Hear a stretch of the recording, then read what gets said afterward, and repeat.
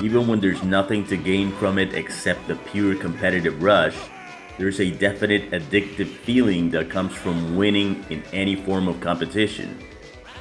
The problem is that most individuals who play fighting games are unable to accurately determine how good they are against most opponents due to several factors. There's a long debate in regards to what it means to be good at fighting games. I have engaged in this argument with many players, and everyone seems to have their own opinion. But we're going to look at this based on a logical approach of the factors that should determine who the best player is between two opponents. For starters, let's look at the 101 on this subject.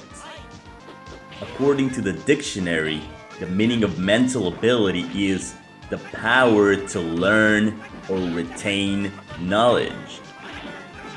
Skill means the ability to use one's knowledge effectively and readily in execution or performance.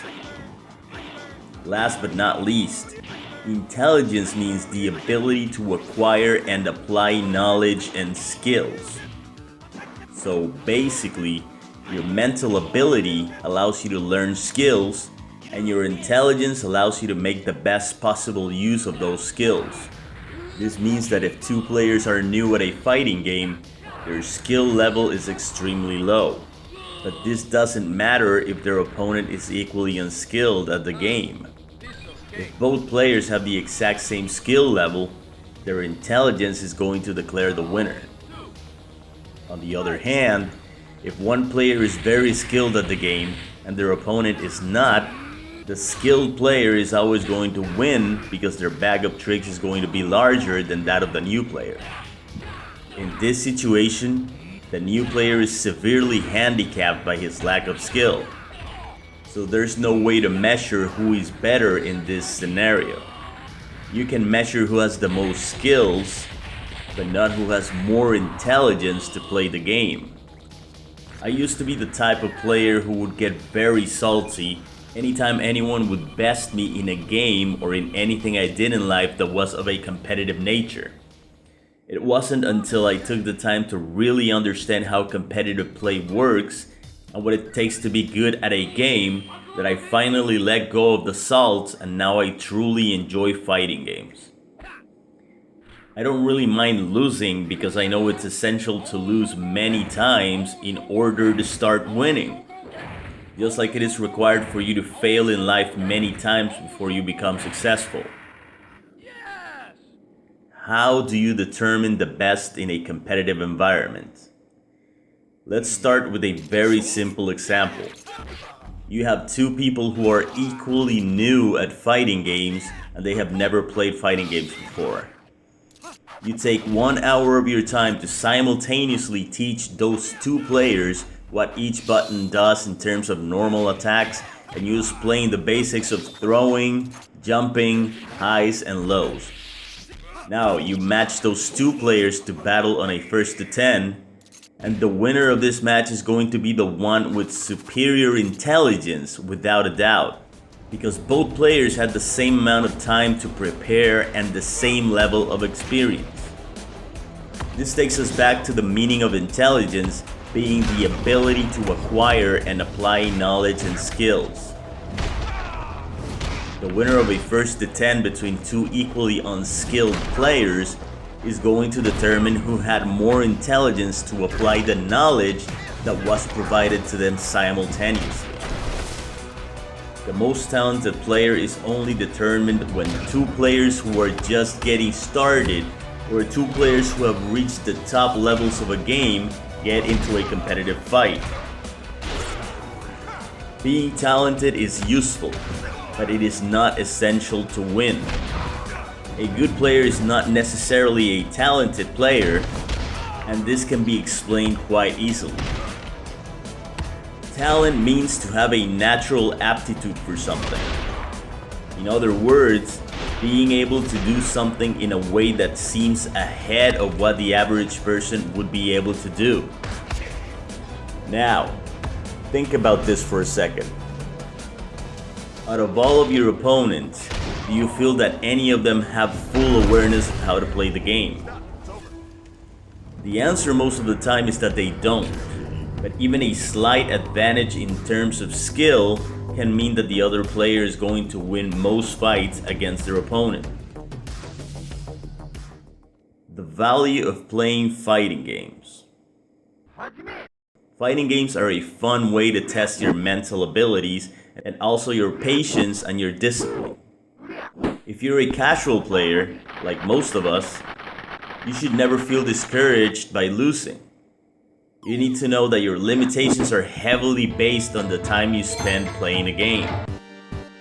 In contrast, anyone that plays every day and spends a very significant amount of time learning the mechanics, techniques, and matchups for a fighting game is usually attempting to reach competitive levels. A player with 10,000 online matches in a fighting game is most likely going to beat a player with 500 matches. This means you can't really know which of those two players is the most talented. In order to be able to judge that, the lower skilled player would need to catch up to the same level as his opponent. And only then, one of them could be declared to be the one that makes better use of his or her skills. With that said, there are some fighting games that can create the illusion of more talent due to imbalanced characters. This happens when two equally skilled players that know how to perform the basic moves and combos are going to be at an advantage or disadvantage depending on the character that they're up against. What this means is that two equally skilled players are still going to be unable to determine who is the best one at playing a game.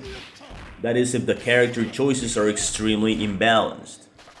Balance issues with some characters in certain games can be compared to bringing a knife to a gunfight. And yes, we are looking at you, Stumpy.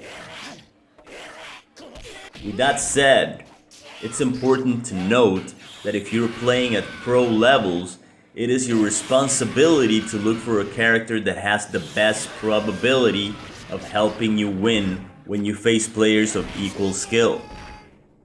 Pro level play is all about the business. And once money is on the line, the competitors need to do everything they can to guarantee a win as long as they play by the rules. So just think about that next time you see a pro player using a character that is considered cheap or overpowered. This is the reason why casual level play creates more salt when someone picks a character that is considered to be unfair. When people play with no money on the line, they expect their opponents to play for fun and to test their skills against people of equal skill. But there are always going to be people who will chase the wins even if they're just doing it for the sake of winning. With fighting games, you are constantly challenged in different ways and with a massive number of variables. This is one of the main reasons why fighting games can feel so frustrating. This level of unpredictability in the challenge makes it a type of gaming experience that can easily discourage a person from playing this genre at advanced casual levels.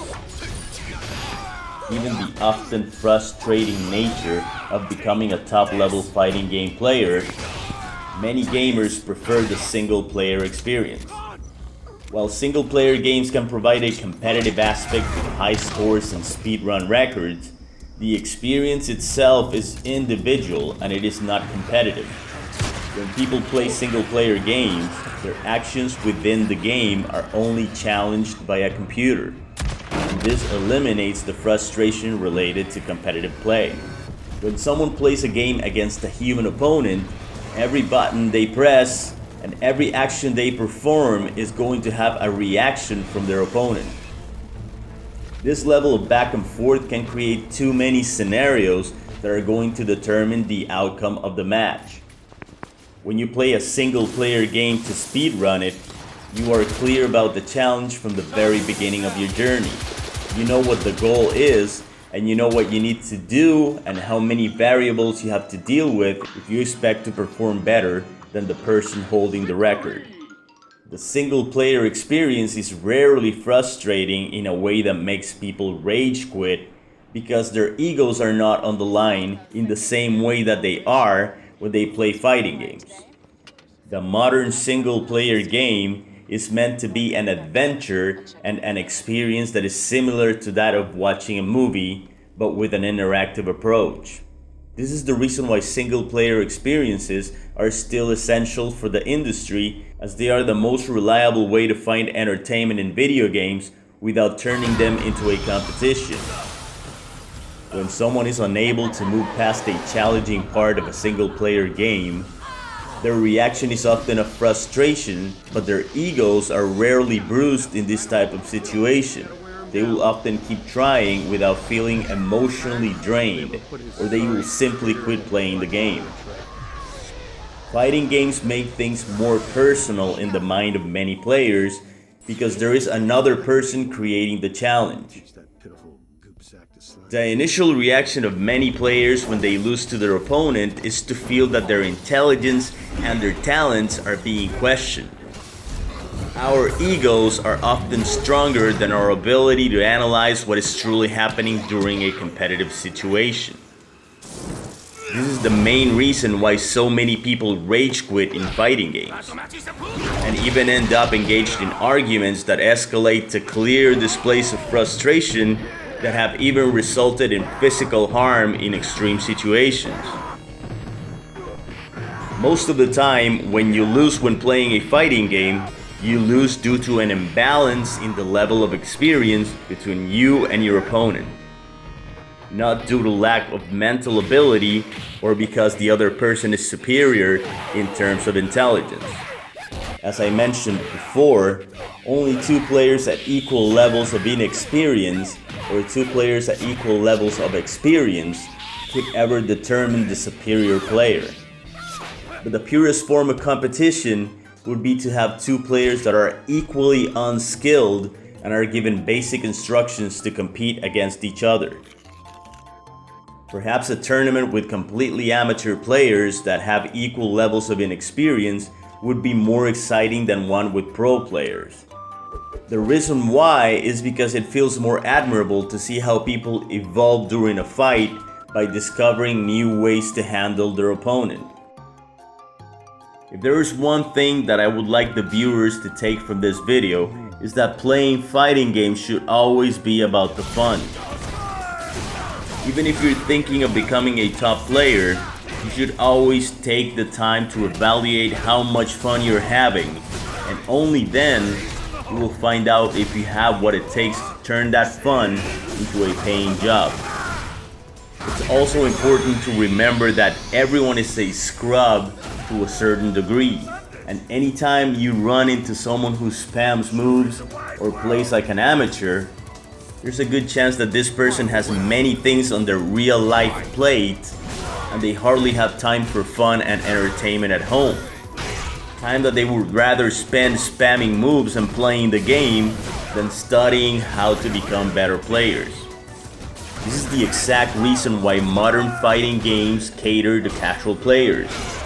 They have been designed to allow people with low skill levels to be able to put up a fight even when they are at a skill disadvantage, at least at casual levels.